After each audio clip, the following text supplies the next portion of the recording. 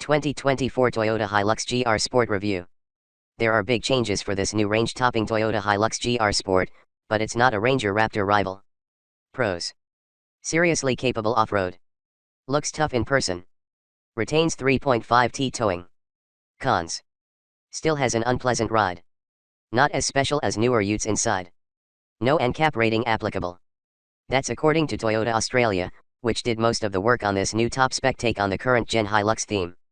The Toyota Hilux GR Sport is the result of an Australian-led design and development program with the aim of instilling the essence of the Dakar Rally-winning Hilux truck into something a regular customer could buy. Honestly, that seems a tad far-fetched, but the designers have showcased some cues that help you connect the two in your mind. With its Bigfoot underpinnings shared with the Rogue model, a new look, more power and torque, a revised auto gearbox with paddle shifters, four-wheel disc brakes, revised KYB shocks, and some interior trim revisions, there's a bit that has changed. But in a lot of ways, this is just a new take on an old ute. How much does the Toyota Hilux cost? It's the most expensive Toyota Hilux in this generation, at $73,990 before on-road costs. But unbelievably, that's not overly expensive for a dual-cab ute these days. I mean, it's not affordable for a lot of people, but considering the changes made to this version of the Hilux, there's plenty of value on offer here. For context, that $74,000 list means it is a few $1,000s more expensive than the existing flagship Rogue, which is now $70,760 before on-roads. Learn more.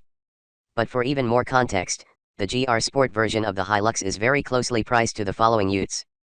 Mazda BT50 Thunder, $73,945. Ford Ranger Wildtrak V6, $71,190. Nissan Navara Pro 4X Warrior, $70,765. All prices exclude on-road costs.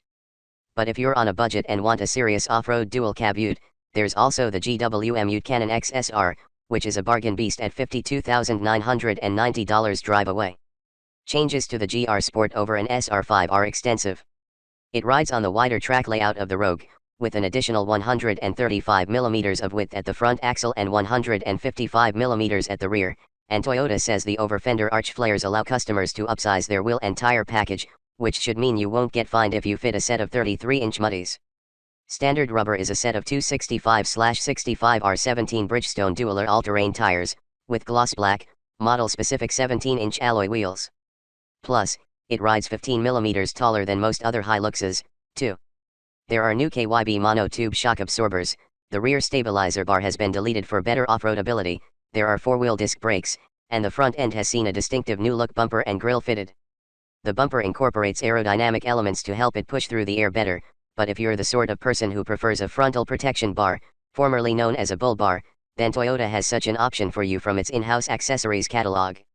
There's also a locally developed, Dakar-inspired front skid plate, rock rails along the sills, and 20mm steel rear recovery points, painted red for extra visibility. And there is a standard fit tow bar with a tow ball and 7-pin wiring harness. If you want an electronic trailer brake controller, you will need to pay extra. What is the Toyota Hilux like on the inside? Right, if you are expecting huge changes, you're going to be left disappointed. Unless you consider red seat belts to be a big change. There are some meaningful adjustments to the cabin, including a new set of GR Sport seats trimmed in suede and fake leather, with additional bolstering compared to the seats in other models. They have GR embroidery on the headrests, and there's contrast light stitching for the seats, armrests, and steering wheel. The tiller is a GR unit with a red straight-ahead marker, leather grabby bits, but the same styling as a standard Hilux in terms of button placement. Yep, still a cruise control stock, too. The rear seat trim matches the fronts, you get a dark headliner, and there are new plastic trim designs on the doors, dashboard, and gear selector surround. Otherwise, it's a top-spec Hilux inside. The changes do make it feel more special than a standard model, but not nearly as upscale as some new rivals like the Amarok and Ranger, which have shifted the game significantly. That means you still get that same old media unit, albeit with a new skin design and red graphics that are a bit easier to get to terms with. The old stacked menu setup has made way for a better, more smartphone-like icon layout, and that helps.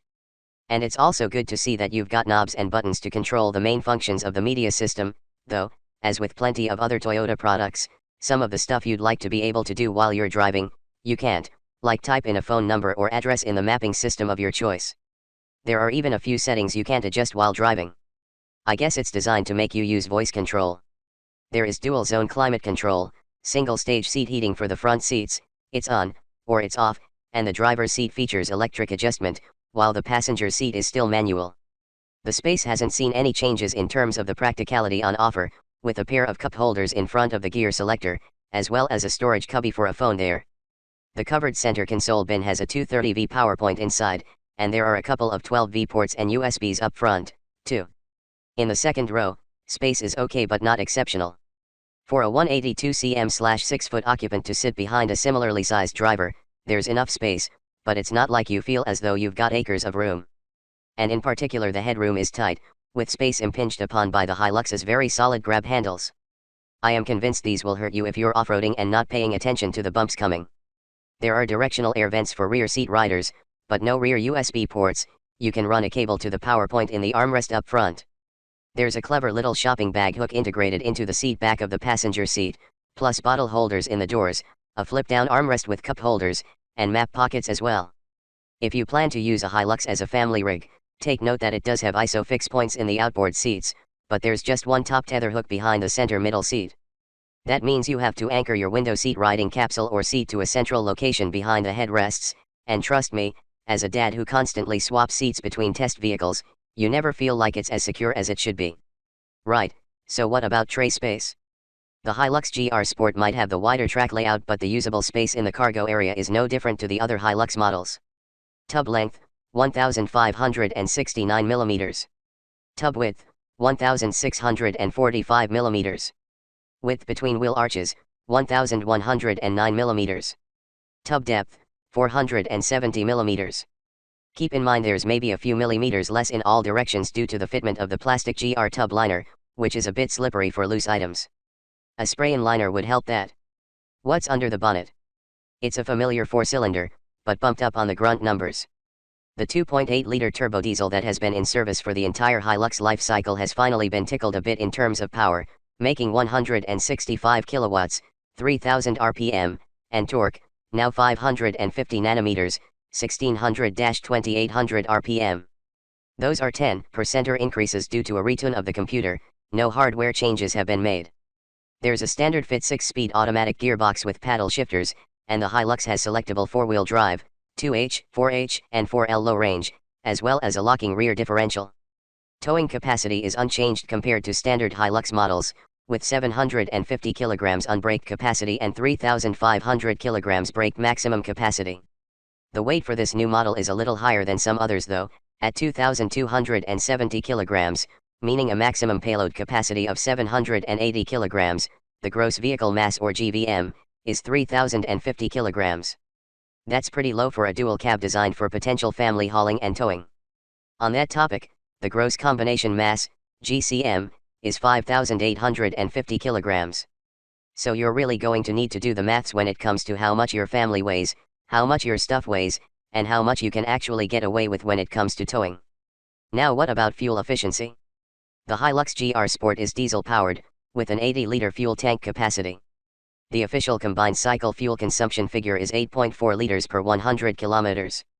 On this test drive around Orange in the NSW Central West, our test vehicle was displaying 11.3 L/100 km across a mix of driving including some low-range off-roading, which is very impressive.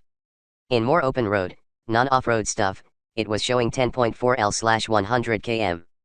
We did a towing loop with a near 3,200 kg caravan in tow, and the display was showing 18.2 L/100 km, which, considering the driving was a mix of open road, urban and low-speed stuff, is excellent if you can replicate it in reality. How does the Toyota Hilux drive? It's not as big a change as you might expect. The GR Sport version of the Hilux is certainly a bit different to the existing versions of this ute. But is it dramatically different? No. It's not like stepping from a wild track to a Raptor, for instance. You still very much know that you're in a special Hilux that is based on a standard one. The engine has more power and torque, but this version of the Hilux is heavier than the others, so it doesn't really make its presence felt unless you're in power mode, and really hassling it to hustle. And yes, the 6-speed auto has been recalibrated to suit the additional power and torque, but it still behaves in a similar way, with pretty firm shifts at times, and the engine braking feature when you're descending a hill that means it shifts back a gear to try and assist with exhaust braking.